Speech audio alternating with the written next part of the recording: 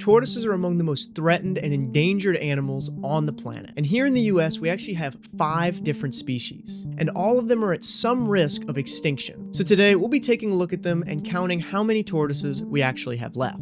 And there might even be something that we can do to help save them. And when I say we, I mean we. Stay tuned. So what exactly is a tortoise? Oftentimes, you'll hear the word turtle, tortoise, and terrapin used synonymously. But generally speaking, tortoise refers to the terrestrial turtles in this family. Unless you're Australian. They're weird, they call everything tortoises. These animals usually spend their entire lives on land, and they are one of the most long-lived animals on the planet. They mostly feed on vegetation, with their exact diet depending on the species and what's available. They also live in some pretty harsh environments, particularly deserts and coastal dunes. The Sonoran desert tortoise can be found throughout parts of central and south Arizona, all the way into northern Mexico, where they can be found primarily living along rocky slopes and undercuts near washes. My first Sonoran desert tortoise was just wedged right along a cliff face, and that's usually how you're going to see these turtles. But in sandier substrates, they actually will dig their own burrows, similar to some of the other tortoises we're going to cover. They eat a variety of different plants, from grasses and small shrubs to cacti and other succulents. They'll also eat chunks of bone and naturally occurring minerals, especially during egg season, as the calcium is used to develop their eggshells.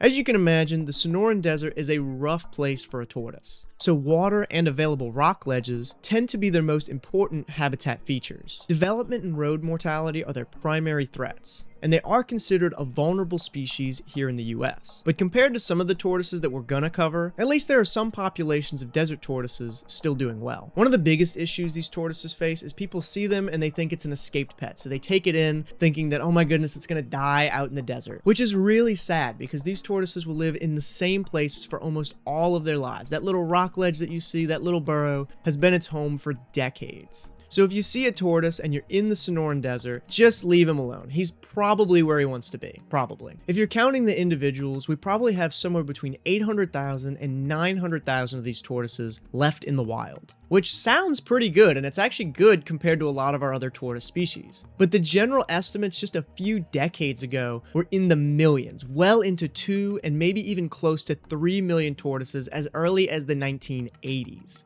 So we only have 30% of the tortoises we had 40 years ago, and that is at best. We are losing these tortoises really fast. So it's crazy to think that there genuinely used to be millions of these guys. Next, we have a tortoise that can only be found in the thorn scrub habitats of South Texas and North Mexico. The Berlandier's tortoise, also called the Texas tortoise. Unlike the other US tortoises, these guys do not dig burrows, but rather they just find a shady bush or some scrubby patch and they flatten out a little area in the shade to cool off. Because of this, they're also the smallest of the American tortoise species, only getting about 10 inches long. And they have this really dark, domed shell. They can eat a wide variety of plants, but to my knowledge, one of their favorite things to eat are prickly pear cactuses, both the pads and the fruits. And because of this, they're actually a really important seed dispersing species, both for these cacti and many other plants. While their habitat is still somewhat intact, I say somewhat very, very loosely here, they've been in decline for some time now.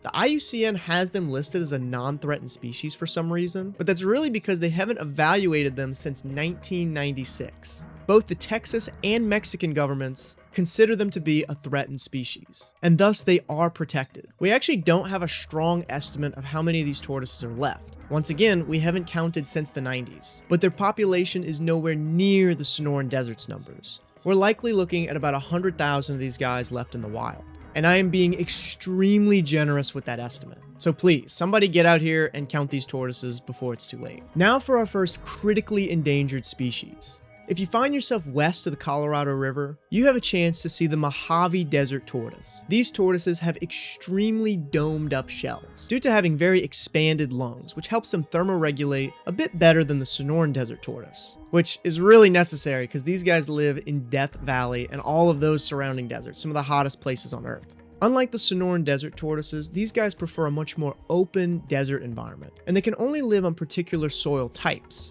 They don't like dirt with a lot of sand or salts, but rather more loamy areas with clays and a bit more resilience to those monsoon floods. Ground temps will reach between 130 and 140 degrees in areas where these tortoises live, which is just absolutely insane. I mean, they do live in Death Valley, one of the hottest places on Earth. Honestly, it's no wonder these guys are endangered. I couldn't live there even if you gave me like a camper or something. Because of these extreme conditions, a majority of their life is spent underground, and their burrows are used by a multitude of other animals. While predators like coyotes, bobcats, and even a large coachwhip snake can eat hatchling desert tortoises, their main threats, of course, are people. On top of road mortality, desert off-roading is a major threat to these guys. Another odd issue they face is actually water storage. You see, tortoises can go over a year without direct access to water, and they store a lot of that water in their bladder. When picked up, they have a defense mechanism that is basically them just peeing on you in hopes that you'll drop them and that they can get away.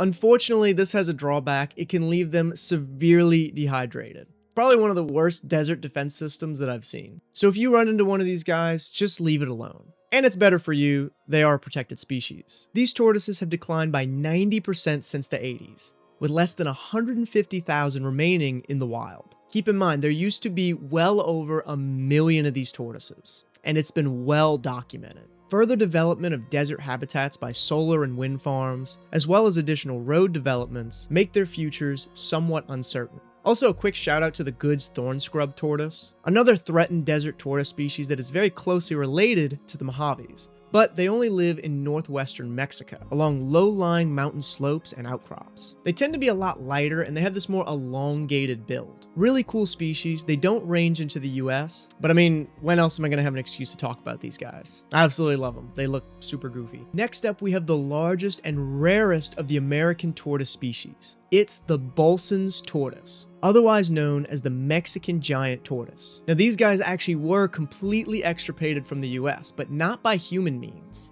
In the modern day, they're mostly found in north-central Mexico, but historically, they would have been found in Arizona, New Mexico, and even some parts of Texas. These tortoises are in serious trouble, as generous estimates tell us that there's no more than 10,000 in the wild. But if you ask me, it's probably way less than that. These tortoises have been collected for food and the pet trade for decades. People always say, ooh, let's captive breed these tortoises. That way we can build up their populations and release them back out into the wild. But these populations not only never make it back to the wild, but without an actual captive breeding strategy, they oftentimes become very inbred, and thus are incapable of ever surviving their natural environment. Man, this is a doomer video. But don't worry, there's hope at the end. Please, just let me cook. I will say, these tortoises' decline isn't entirely a result of the Industrial Revolution. In fact, these tortoises have been in decline for a very long time, and they're actually grouped with other Pleistocene megafauna that have gone entirely extinct. Things like mammoths, saber-toothed tigers, and the giant ground sloths.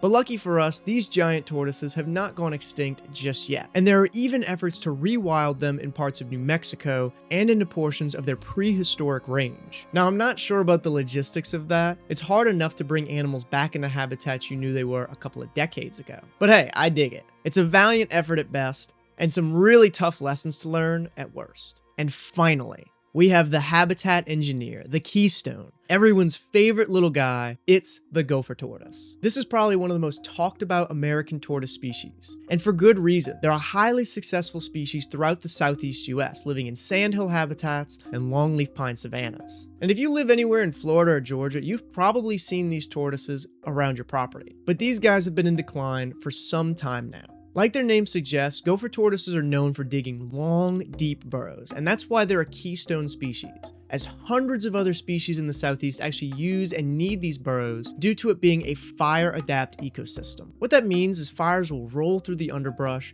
clearing everything out, and during that time, the habitat is actually being rejuvenated. But for a lot of animals, they need a place to go. Enter the gopher tortoise. Now, the tortoises actually benefit from these fires as well, as it gives their food a lot of calcium enrichment, and it gives them a lot more bare soil and open space to walk around. This is a species that I've been working with for a few years now, from Florida all the way to my home state, and I can tell you they've been in decline for some time now. You'll even see these guys hit on major highways, because those populations are certainly on their way out. It's hard to get an overall estimate of gopher tortoises, being as they're so wide-ranging in rural areas. But for the state of Florida, we estimate that there's no more than 350,000 gopher tortoises left. Now that sounds pretty good, right? No, we used to have millions of them. Once again, there used to be well over 3, maybe even 4 million of these tortoises as early as the 70s and 80s. There used to be a ton of these guys. And as you get closer to my state, it gets even worse. Not only is Florida development bad for these guys, but gopher tortoises in my home state have been struggling for a while now. When you look up Louisiana gopher tortoise population, it will say less than 250, because 250 is currently the accepted minimal viable population. But let me tell you something, we likely have less than 100 Louisiana gopher tortoises left. Even using the word 100 with these guys is being generous. I have seen the areas these tortoises are left in, and without ongoing efforts and new preserves and breeding programs being founded, I'm not sure that my home state will even have these tortoises within my lifetime. The populations along the Pearl River region are fractured so badly, but the biggest issue here is the lack of available habitat for these remnant tortoises. But there is something we can do to help these animals and all the other creatures that they're sharing space with. The Burrow Nature Center is a small sandhill restoration in Pearl River County that I've been involved with for some years now. And it's a place that we can not only actively improve for these tortoises, but also make room for others that may have lost their homes to development or invasive species encroachment. From controlled burns to directly planting food for juvenile tortoises, or even installing nest guards. There's a ton of work to do to protect these animals. And we need to be able to get folks on the ground to make that happen. Eventually, it'll be really important to have captive breeding programs growing for these animals. By the way, that startup costs about like $78,000 to $112,000, give or take, a nice facility, just so you know. But for now, the most important thing we can do is protect and restore habitat these animals are in. So if this is something you'd be interested in supporting, we have a fundraiser going right now under this video. And I can give you my 100% confirmation that all of these funds are going directly to tortoise habitat. No other silliness, not videos, not development, habitat restoration only. And if we end up being able to make a difference, we will certainly make a habit of restoring habitat, and I will certainly be posting a video on it. It's hard in this day and age to have any hope that circumstances for these animals can be improved. But I believe wholeheartedly that we can make the decision to preserve these animals and our landscapes, the habitats these guys call home, and the places that we wish to protect so dearly. And who knows, these tortoises are so long-lived that maybe you end up saving one now, and it'll be seen 50, 80, 100 years down the line by the next generation. If you enjoyed this video, make sure to subscribe and check this one out where we take a look at one of the species that actually benefits from the gopher tortoises and why they're vanishing as well. Thank you guys for watching, and we will see you guys next time.